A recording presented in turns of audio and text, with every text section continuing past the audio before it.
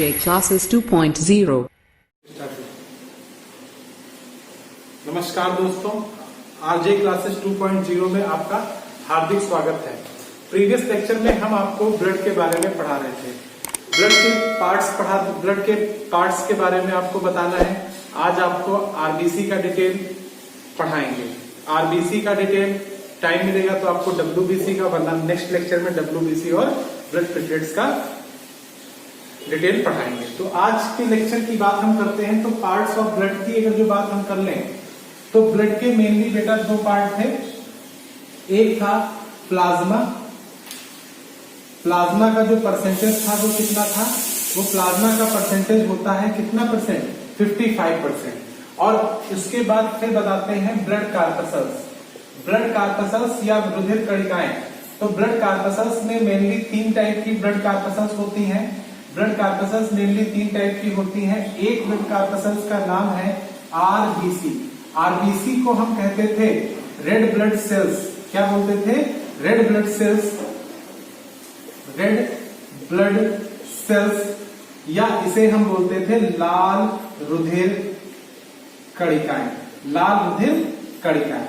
और इसके बाद जो दूसरी सेल्स थी उन्हें हम बोलते थे डब्ल्यूबीसी, या डब्ल्यूबीसी की बात हम करते थे। डब्ल्यूबीसी जो है white blood corpuscles. White blood corpuscles, या इन्हें हम कहते हैं श्वेत रुधिर कणिकाएं। श्वेत रुधिर कणिकाएं। और इसके बाद जो तीसरी सेल्स होती हैं उन्हें हम कहते हैं blood platelets. Blood platelets. Blood platelets को कहा जाता है रुधिर प्लेटलेट्स। रुधिर प्लेटलेट्स। तो इस आज जो हम आपको डिटेल पढ़ाएंगे, सबसे पहले हम नंबर 1 पर हम आरबीसी का डिटेल पढ़ाएंगे। फिर उसके बाद नंबर 2 पर हम डब्ल्यूबीसी का डिटेल पढ़ाएंगे। नंबर 3 पर हम आपको ब्लड प्लेटलेट्स का डिटेल पढ़ाएंगे। और सबसे लास्ट में आपको हम प्लाज्मा का डिटेल पढ़ाएंगे। यानी पहले हम ब्लड कार्पसल्स का डिटेल पढ़ा देते हैं, उसके बाद हम प्लाज्मा का डिटेल पढ़ाएंगे। तो आज के लेक्चर में आपको हम आरबीसी का डिटेल बताते हैं। तो ध्यान दीजिए, आरबीसी की अगर जो हेडिंग डालते हैं हम डिटेल्स ऑफ आरबीसी। हेडिंग डालते हैं हम details of RBC. Details of RBC. तो आरबीसी की अगर जो बात की जाए तो ब्लड में आरबीसी कितनी पाई जाती है? ब्लड में जो आरबीसी पाई जाती है वो 4.0 to 4.5 मिलियन आरबीसी प्रति पर क्यूबिक एमएम ऑफ ब्लड। पर क्यूबिक एमएम ऑफ ब्लड ये पाई जाती है। इतनी आरबीसी पाई जाती है किसमें? ये पाई जाती है फीमेल में। अगर जो हम मेल की बात करते हैं तो मेल में जो आरबीसी पाई जाती है वो पाई जाती है वो 50 से 5.0 to 5.5 मिलियन आरबीसी प्रति क्यूबिक एमएम ऑफ ब्लड। यानी अगर जो हम मेल की बात कर लें तो मेल में जो आरबीसी पाई जाती है वो 5.0 to 5.5 मिलियन आरबीसी पर क्यूबिक एमएम ऑफ ब्लड। अगर जो किसी पर्सन में आरबीसी की संख्या क्या हो जाए?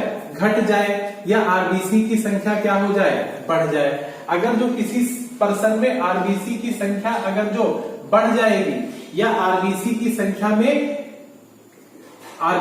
संख्या अगर जो कम आ जाएगी, तो उस पर्सन में डिसऑर्डर आ जाएंगे। अगर जो आरबीसी की संख्या बढ़ जाती है तो कौन सा डिसऑर्डर आ जाता है? तो उसे बोलते हैं पॉलीसाइथेमिया। किसी पर्सन में अगर जो आरबीसी की संख्या नॉर्मल से अगर जो बढ़ जाएगी तो डिसऑर्डर आ जाएगा, जिसे हम बोलेंगे पॉलीसाइथेमिया। अगर जो आरबीसी की संख्या अगर जो नॉर्मल से यानी 5.0 to 5.5 मिलियन आरबीसी प्रति क्यूबिक एमएम ऑफ ब्लड से अगर जो इसकी संख्या कम हो जाएगी तो डिसऑर्डर आ जाएगा इरिथ्रोसाइटोपिनिया। इरिथ्रोसाइटोपिनिया या फिर दूसरा डिसऑर्डर आ जाता है जिसे हम बोलते हैं एनीमिया। जिसे बोलते हैं हम एनीमिया बोलते हैं।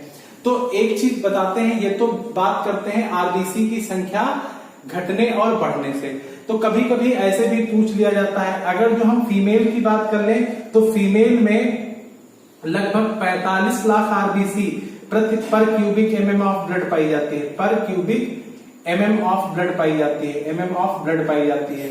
अगर जो हम मेल की बात करते हैं तो मेल में ये आरबीसी पाई जाती है 50 से 55 लाख, 50 से 55 लाख आरबीसी प्रति क्यूबिक एमएम ऑफ ब्लड, प्रति cubic MM of blood.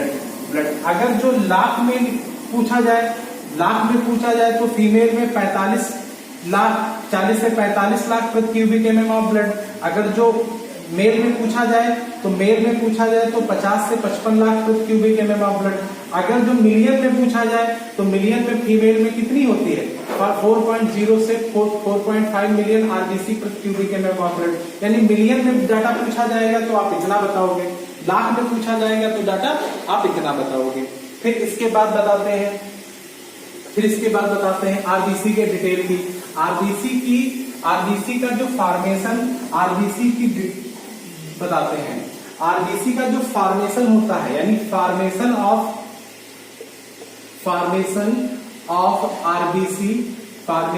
RBC takes place in the bone marrow, यानी आरबीसी का जो फॉर्मेशन होता है वो बोन मैरो में होता है।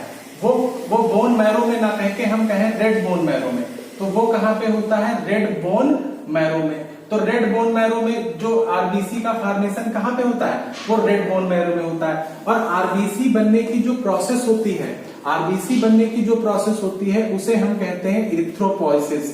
तो फॉर्मेशन ऑफ आरबीसी जो होता है कार्ड इरिथ्रोपोइसिस।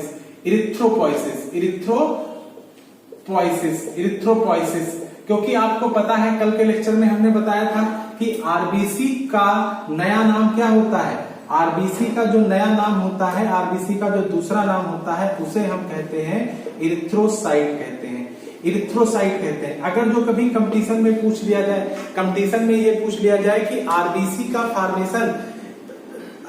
का फॉर्मेशन क्या कहलाता है, तो आप जवाब दोगे इरिथ्रोपोइसिस। तो अगर जो कभी कंपटीशन में पूछा जाए कि ब्लड का फॉर्मेशन कहां पे होता है, तो आप बताओगे बोन मैरो। अगर जो आरबीसी का फॉर्मेशन पूछा जाएगा तो आप बताओगे रेड बोन मैरो।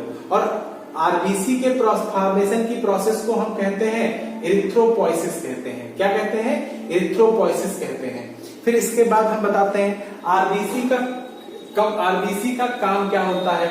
आरबीसी का काम होता है, आरबीसी का फंक्शन होता है, आरबीसी जो हेल्प करती है, यानी कहने का मतलब है फंक्शन ऑफ आरबीसी की अगर जो हम बात कर लें, तो फंक्शन ऑफ आरबीसी की अगर जो बात कर लें, कभी भी आपसे क्वेश्चन पूछा जाए कि आरबीसी का कार्य क्या होता है, तो आरबीसी का कार्य होता है यानी transportation of gases in the body. यानी कहने का मतलब है आरबीसी में हीमोग्लोबिन पाया जाता है, और हीमोग्लोबिन जो होता है वो गैसेस के ट्रांसपोर्टेशन में हेल्प करता है। जो शरीर के अंदर ऑक्सीजन होती है, CO2 होती है, उसके ट्रांसपोर्टेशन में, उसके स्थानांतरण में हेल्प करता है। तो यानी कहने की बात करते हैं तो RBC help in the transportation of the gases, यानी गैसेस के स्थानांतरण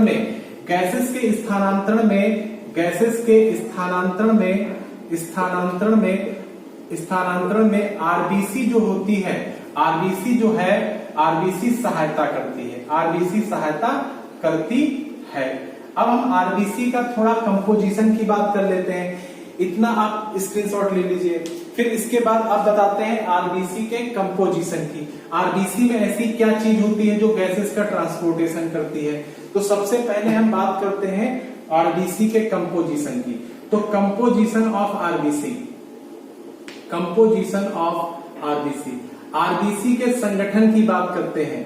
तो आरबीसी का संगठन क्या होता है, तो आरबीसी के संगठन की बात अगर जो हम कर लें, तो तो आरबीसी के संगठन में क्या होगा, यानी ये आरबीसी है, ये रेड ब्लड सेल है। रेड ब्लड सेल को हम क्या कहते हैं, इरिथ्रोसाइट भी बोलते हैं, इरिथ्रोसाइट भी बोलते हैं, इरिथ्रोसाइट भी बोलते हैं। तो ये एक रेड ब्लड सेल है, ये रेड ब्लड सेल है, तो ये मान लेते हैं रेड ब्लड सेल है।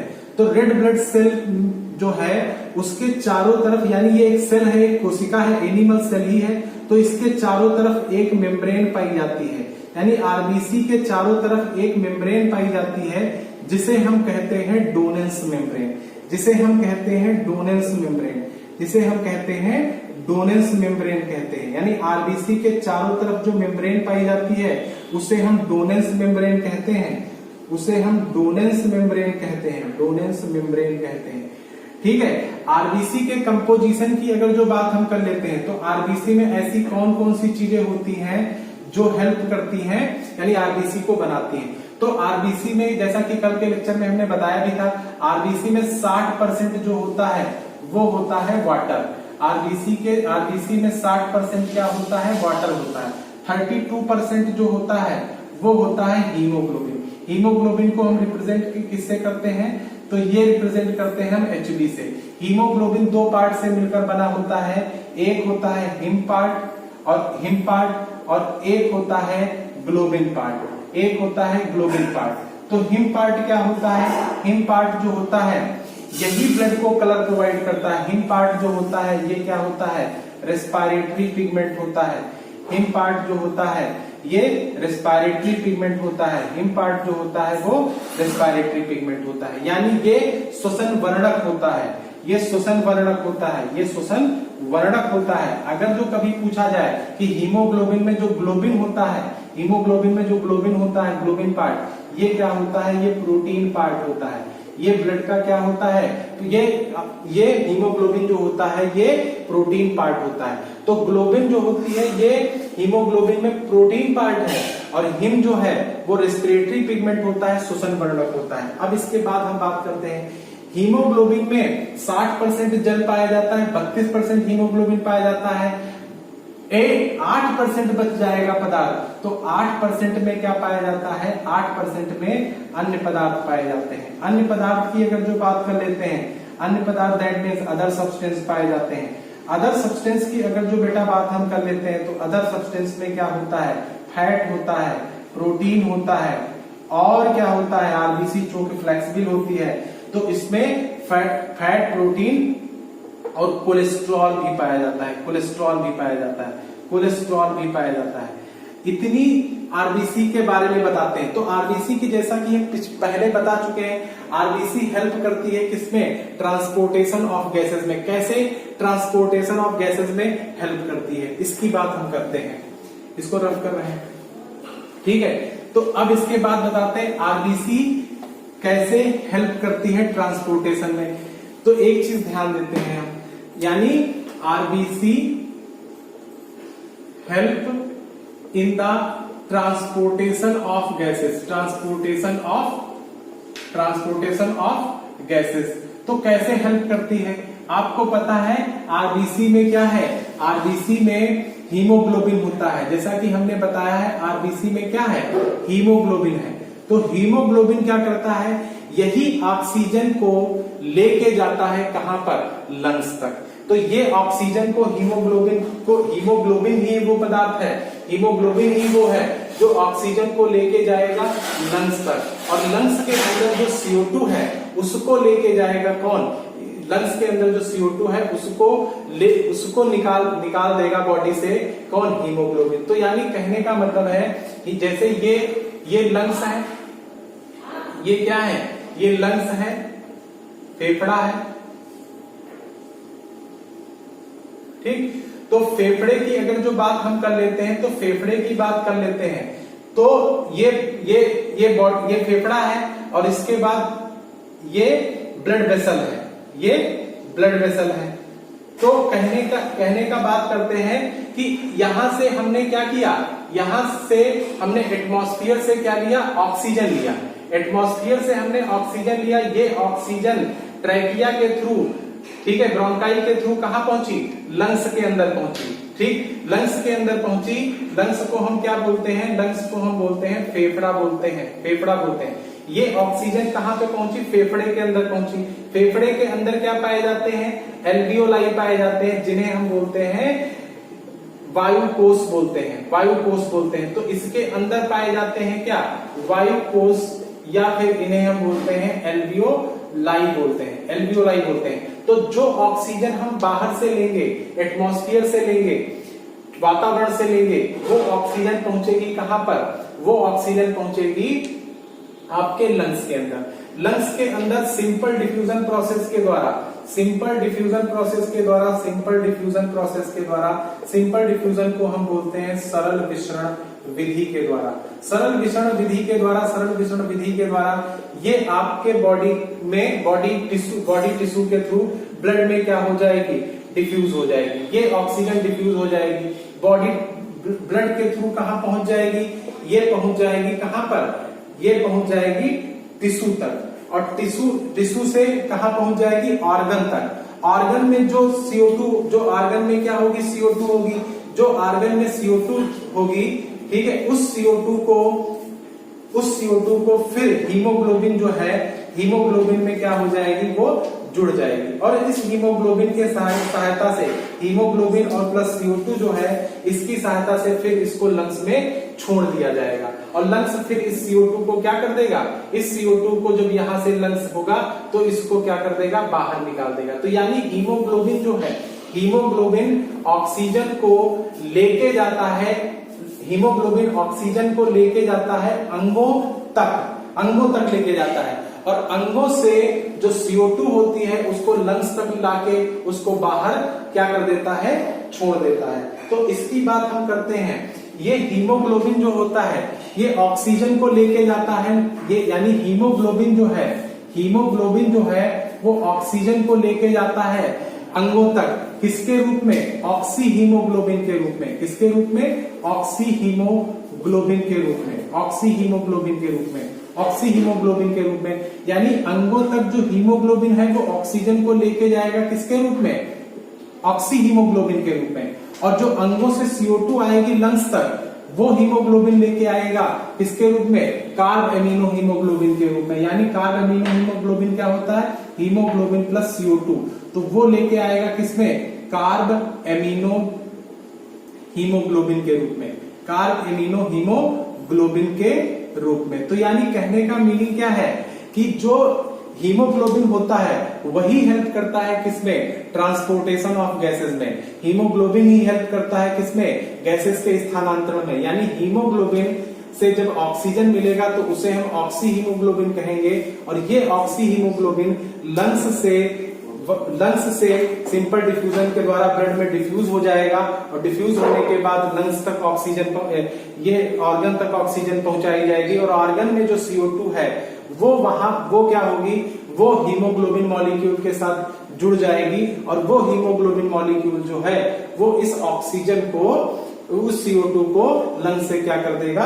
बाहर निकाल देगा। तो यानी कहने का मतलब है, सीधा सीधा अगर जो इतना आप लोगों को समझ में आ रहा है तो अच्छी बात है, वरना नहीं आ रहा है तो बस एक चीज आपको ध्यान में रखना है, एक चीज आपको ध्यान में रखना है। क्या ध्यान में रखना है?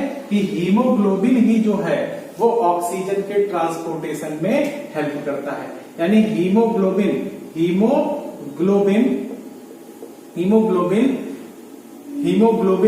Help in the transportation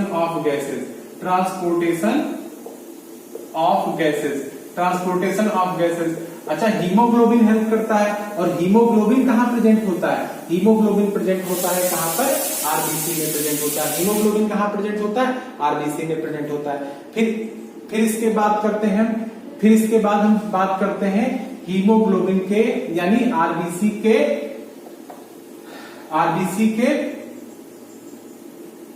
shape और साइज की बात करते हैं। तो आरबीसी का जो शेप और साइज होता है उसकी बात हम करते हैं। तो आरबीसी का जो शेप और साइज है इसकी बात अगर जो हम कर लेते हैं तो ध्यान दीजिए,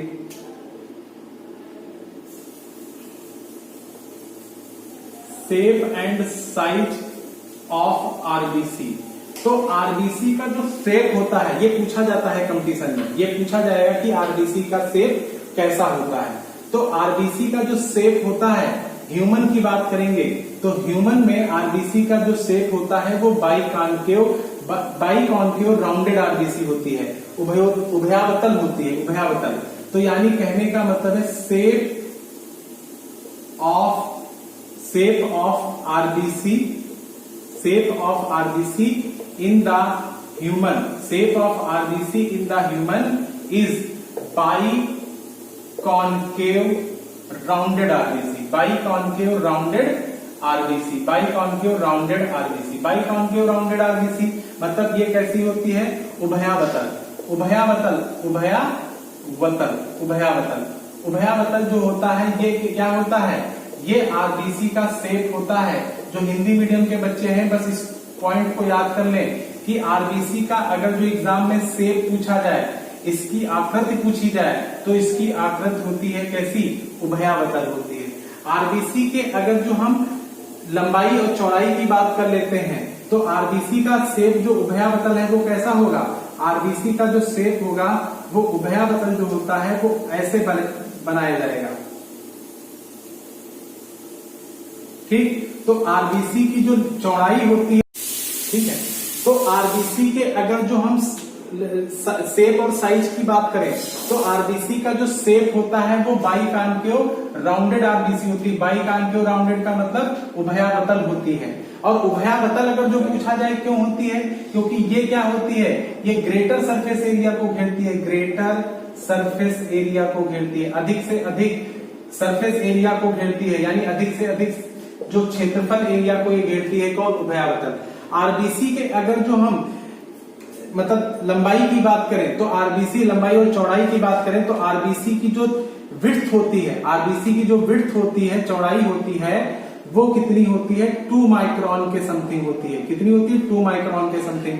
और जो इसकी लंबाई होती है वो होती है 7.2 माइक्रोन। 7.2 माइक्रोन इसकी लंबाई होती है, यानी ये लेंथ है, ये लेंथ है और ये क्या है?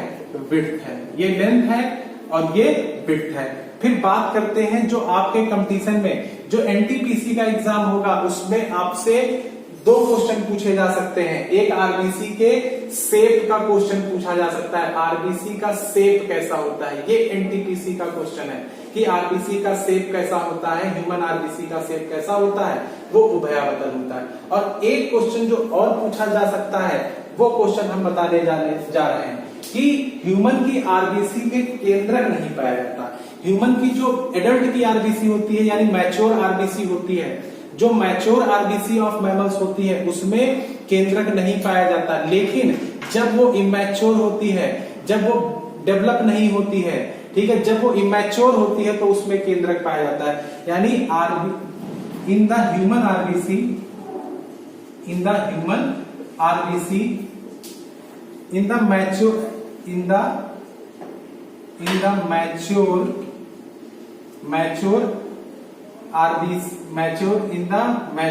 RBC, in the mature RBC nucleus are absent. यानी मैच्योर आरबीसी में, ह्यूमन की मैच्योर आरबीसी में, ह्यूमन की जो मैच्योर परिपक्व आरबीसी होती है उसमें केंद्रक नहीं पाया जाता। But immature RBC nucleus are present. यानी मैच्योर आरबीसी में न्यूक्लियस नहीं पाया जाएगा, ह्यूमन की मैच्योर आरबीसी में न्यूक्लियस नहीं पाया जाएगा, लेकिन इमैच्योर आरबीसी में न्यूक्लियस पाया जाएगा। ये मैच्योर और इमैच्योर से क्या मतलब है? ये मैच्योर और इमैच्योर से मतलब क्या है? मैच्योर और इमैच्योर से मतलब क्या आता है? लाइफ स्पैन के आधार पर बताते हैं। लाइफ स्पैन क्या होता है? ये एक क्वेश्चन बेटा ये इंपॉर्टेंट है इसका शेप, और एक ये इंपॉर्टेंट है कि इसकी जो मैच्योर परिपक्व आरबीसी है उसमें केंद्रक नहीं पाया जाता। आपको लर्न करना है कि ह्यूमन की परिपक्व आरबीसी में केंद्रक नहीं पाया जाता। अब हम बात करते हैं आरबीसी के लाइफ स्पैन की। स्क्रीनशॉट ले लीजिए बच्चों। अब इसके बाद हम इसको रफ कर रहे हैं। आरबीसी के लाइफ स्पैन की बात करते हैं तो आरबीसी का जो जीवन काल होता है, यहां से क्वेश्चन आएगा, यानी life span of RBC, life span of RBC, life span of RBC, life span of RBC, यानी आरबीसी का जीवन काल। तो आरबीसी का जीवन काल का मतलब क्या होता है कि आरबीसी कहीं पर उसका जन्म होता होगा शरीर में, और आरबीसी कहीं पर क्या होती है, उसका जीवन काल समाप्त होने के बाद उसको क्या कर दिया जाता है, वो नष्ट हो जाती है, और नष्ट होने के बाद फिर वो जाती कहाँ है। तो यानी कहने का मतलब है कि जीवन काल तो हम उसी को कहते हैं जो बर्थ से डेथ तक का जो बीच का जो टाइम, जो बर्थ और डेथ के बीच का जो टाइम इंटरवल है, जो बर्थ और डेथ के बीच का जो टाइम इंटरवल है, उसे ही तो लाइफ स्पैन बोलते हैं, जीवन काल बोलते हैं। तो लाइफ स्पैन की जो डेफिनेशन की बात करेंगे, the time interval between birth to death. तो कहने का मतलब है आरबीसी की जो बर्थ होती है वो कहां पर होती है, और आरबीसी की डेथ कहां पर होती है, और डेथ होने के बाद आरबीसी जाती कहां है। एक तो बर्थ से क्वेश्चन बहुत कम एनटीपीसी का कंपटीशन में जरूर क्वेश्चन आएगा, और आरबीसी की डेथ होने के बाद वो जाती कहां पर है, ये क्वेश्चन भी आएगा। तो ये दोनों क्वेश्चन जो है बहुत इंपॉर्टेंट है। तो एक चीज ध्यान देते हैं, आरबीसी का फर्स्ट बात तो ये है कि आरबीसी का जीवन काल कितना होता है, तो इसकी बात करेंगे। तो आरबीसी इतना तो डिटेल हो गया। अब इसके बाद हम बताते हैं कि आरबीसी का जीवन काल जो होता है, life span of human RBC, life span of human RBC is 120 days. 120 days बहुत इंपॉर्टेंट है, मतलब इसको आपको याद कर लो, ये आएगा जरूर, इतना इंपॉर्टेंट है। मतलब क्वेश्चन ब्लड से ये कई बार पूछा गया है। लाइफ स्पैन जो होता है वो 120 डेज होता है, ठीक। फिर इसके बाद अभी जैसा कि हम प्रीवियस लेक्चर में बता चुके हैं, आरबीसी का फॉर्मेशन कहां पे होता है, बोन मैरो में होता है। आरबीसी का फॉर्मेशन रेड बोन मैरो में होता है। तो आरबीसी का जन्म स्थल भी तो क्या हुआ, आरबीसी का जन्म स्थल भी तो रेड बोन मैरो हुआ। तो यानी कहने का मतलब है जो आरबीसी का जन्म स्थल है, आरबीसी की जो बर्थ होती है वो होती है कहां पर। अगर जो आरबीसी की हम बर्थ की बात करें तो आरबीसी की बर्थ की अगर जो बात की जाए, यानी जो ये बनेगी तो वो बनती है कहां पर, रेड बोन मैरो में। कहां पर बनती है, रेड बोन मैरो में। तो आरबीसी का निर्माण जो होता है वो रेड बोन मैरो में होता है। और आरबीसी निर्माण की जो प्रोसेस होती है वो हम बताए थे, क्या बोलते हैं, इरिथ्रोपोइसिस बोलते हैं। और आरबीसी की जो डेथ होती है, आरबीसी की जो डेथ होती है, यानी आरबीसी की डेथ होने के बाद, जब आरबीसी का लाइफ स्पैन कंप्लीट हो जाता है, 120 दिन कंप्लीट हो जाते हैं, तो डेथ होने के बाद उसको स्प्लीन में वो क्या हो जाती है, वो पूरी तरह से नष्ट हो जाती है। स्प्लीन में वो पूरी तरह से नष्ट हो जाती है, प्लीहा में नष्ट हो जाती है। इसलिए प्लीहा में इसका पूर्ण तरह से नष्ट हो जाती है, इसलिए प्लीहा को या स्प्लीन को हम कहते हैं graveyard of RBC, RBC का कब्रिस्तान। ये भी बहुत बार क्वेश्चन पूछा गया। तो आरबीसी का कब्रिस्तान इसे क्यों कहते हैं, क्योंकि आरबीसी पूरी तरह से वहां पे नष्ट होती है, पूरी तरह से वहां पे दफन हो जाती है। तो इसे हम बोलते हैं, स्प्लीन को बोलते हैं आरबीसी का कब्रिस्तान बोलते हैं, आरबीसी का कब्रिस्तान बोलते हैं, आरबीसी का कब्रिस्तान बोलते हैं। या इंग्लिश में इसे बोला जाता है graveyard of RBC, graveyard of RBC. तो ग्रेव यार्ड ऑफ आरबीसी अगर जो पूछा जाए तो ग्रेव यार्ड ऑफ आरबीसी होता है क्या, स्प्लीन होता है। यानी आरबीसी का कब्रिस्तान अगर जो पूछा जाए तो स्प्लीन होता है। और आरबीसी की जो बर्थ होती है, यानी आरबीसी जो बनती है वो रेड बोन मैरो में बनती है। वो कहां पे बनती है बच्चों, रेड बोन मैरो में बनती है। और आरबीसी बनने की जो प्रोसेस होती है 3 बार बता चुके हैं, बहुत इंपॉर्टेंट है। प्रोसेस ऑफ, यानी आरबीसी बनने की जो प्रोसेस होती है, फॉर्मेशन ऑफ आरबीसी जो होती है, फॉर्मेशन ऑफ आरबीसी, आरबीसी निर्माण की जो विधि होती है उसे हम कहते हैं इरिथ्रोपोइसिस कहते हैं, इरिथ्रोपोइसिस कहते हैं, इरिथ्रोपोइसिस कहते हैं। ठीक है, तो यानी ये चीज बहुत आपको याद करना है। एक बार फिर से हम बता देते हैं, आरबीसी का निर्माण रेड बोन मैरो में होता है। आरबीसी बनने की विधि इरिथ्रोपोइसिस होती है। आरबीसी में की डेथ होने के बाद जो दफन की जाती है बॉडी के अंदर, उसे हम वो स्प्लीन में की जाती है, इसलिए हम स्प्लीन को हम आरबीसी का कब्रिस्तान भी कहते हैं। इसे हम ग्रेवयार्ड आरबीसी भी कहते हैं। ठीक, स्प्लीन को एक चीज और भी नाम दिया जाता है। स्प्लीन को हम एक नाम और देते हैं, वो इधर पॉइंट बताते हैं, वो भी क्वेश्चन आपसे क्वेश्चन पूछा जा सकता है। स्प्लीन को, प्लीहा को हम क्या बोलते हैं? Blood bank of the body बोलते हैं। Blood bank of the body बोलते हैं। Blood bank of the body बोलते हैं, यानी शरीर का ब्लड बैंक कौन सा है? शरीर का ब्लड बैंक कौन सा है? तो आप किसको जवाब दोगे? प्लीहा को जवाब दोगे। प्लीहा या स्प्लीन, तो प्लीहा को हम शरीर का blood bank of the body कहते हैं। Blood bank of the body कहते हैं। फिर इसके बाद हाँ, आरबीसी का थोड़ा सा हम ओरल रिवीजन 5 मिनट में करवा देते हैं। तो कौन कौन से आपको चीजें याद रखनी है? तो एक तो आप आरबीसी का क्या याद रखोगे? आरबीसी में हीमोग्लोबिन का परसेंटेज याद रखोगे। आरबीसी का काम याद रखोगे। आरबीसी का काम किसमें? गैसों के ट्रांसपोर्टेशन में हेल्प करती है। आरबीसी में 32% हीमोग्लोबिन पाया जाता है, और हीमोग्लोबिन के कारण ही आरबीसी का ब्लड का रंग कैसा होता है? रेड होता है। और आरबीसी का जो फंक्शन होता है वो गैसेस के ट्रांसपोर्टेशन में होता है। और आरबीसी बनने की जो प्रोसेस होती है वो इरिथ्रोपोइसिस कहते हैं। आरबीसी बनने की प्रोसेस को इरिथ्रोपोइसिस कहते हैं। आरबीसी कहाँ पे बनती है? तो ये रेड बोन मैरो में बनती है। और आरबीसी की जो डेथ होती है उसे हम क्या बोलते हैं? उसे हम बोलते हैं, आरबीसी की डेथ जो होती है वो होती है आपकी स्प्लीन में। स्प्लीन में ही दफन किया जाता है। इस स्प्लीन को हम ग्रेवयार्ड ऑफ आरबीसी, आरबीसी का कब्रिस्तान कहते हैं। बहुत बार क्वेश्चन पूछा गया है कि आरबीसी का कब्रिस्तान कैसे है। और स्प्लीन को हम natural blood bank of the body बोलते हैं। और आरबीसी का जीवन काल 120 दिन का होता है। ये तो भूलना ही मत, ये तो बहुत इंपॉर्टेंट है। ठीक, आज के लिए बस इतना ही। Thank you class. और कल जो आपको हम पढ़ाएंगे वो डब्ल्यूबीसी का डिटेल पढ़ाएंगे। ठीक है, और जो भी कोई इस लेक्चर में कोई दिक्कत हो या समझ में आए उसको कमेंट बॉक्स में जरूर बताना कि इस लेक्चर में ये चीज सर हमें समझ में नहीं आई, जिसको हम अगले लेक्चर में अच्छे से समझा देंगे। Thank you class.